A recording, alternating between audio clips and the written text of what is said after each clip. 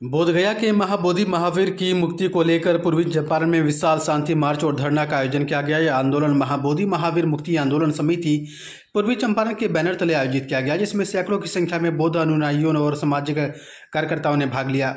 मौके पर बाबा साहेब डॉक्टर भीमराव अम्बेडकर के पुत्र सह पूर्व सांसद प्रकाश अम्बेडकर भी धरना में शामिल हुए।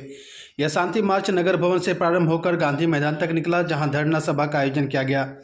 वहीं से धरना प्रदर्शन का मुख्य उद्देश्य बोधगया स्थित महाबोधि महावीर को पूरी तरह से बौद्ध समुदाय को सौंपे जाने की मांग को लेकर था। आंदोलनकारियों का कहना था कि बौद्ध धर्म का सबसे पवित्र स्थल है, जहां भगवान बुद्ध ने ज्ञान की प्राप्ति की थी।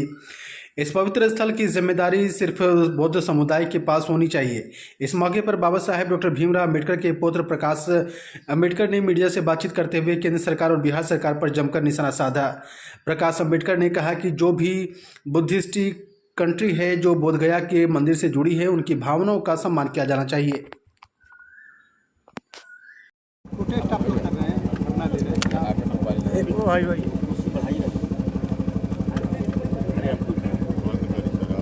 आप पूछे हो मतलब मोतिहारी आगमन हुआ है, क्या कारण क्या है?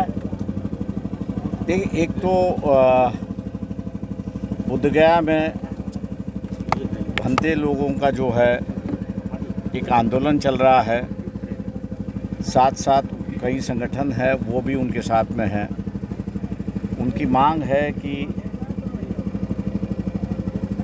आज़ादी के पहले जो बीटी एक्ट बना था उस एक्ट में संशोधन होना चाहिए और जो बुद्धिस्ट कंट्रीज़ है उनकी जो भावना है बोधगया से जुड़ी हुई,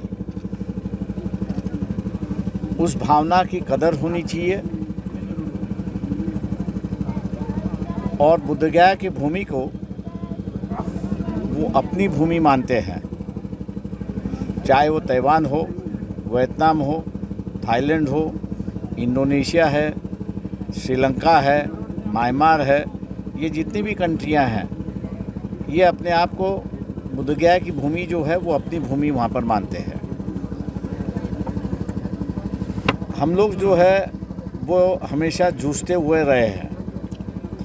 आज भी जो है जैसे नेहरू अपने ज़माने में, पंडित जवाहरलाल नेहरू अपने ज़माने में यहाँ कच्चे तेल की फैक्ट्रियाँ लगे ताकि पेट्रोल और डीजल यहाँ पर पैदा हो, लेकिन जब तक होमी बाबा ने एटम क्रैक करने की रिसर्च बाबा में ने BRC में नहीं की, तब तक यहाँ कोई आने के लिए तैयार नहीं था। पर लेकिन जैसे ही ये संशोधन हुआ, इस्टेब्लिश हुआ, तो यहाँ पर आना शुरुआत हुआ, ऑयल कंपनियाँ आना शुरुआत हुई।